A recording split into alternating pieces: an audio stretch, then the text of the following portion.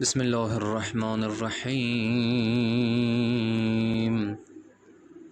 اللہم اجعل صیامی فیہ بالشکر والقبول علی ما ترضاہ ویرضاہ الرسول محکمة فروعہ بالاصول بحق سیدنا محمد وآلہ الطاہرین والحمد للہ رب العالمین۔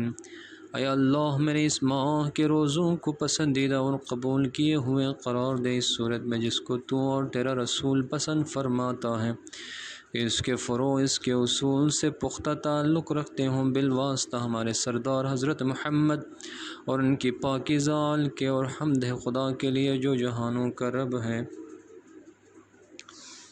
آج کے دن کا ثواب۔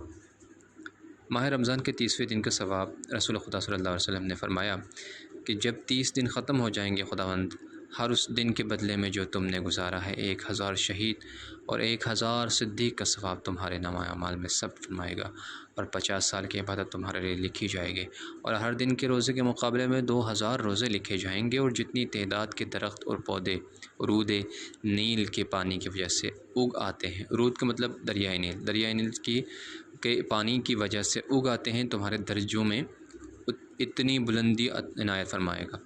دوزخ کی آگ سے آزادی، پل صراط سے عبور اور عذاب سے امان تمہارے لیے لکھا جائے گا۔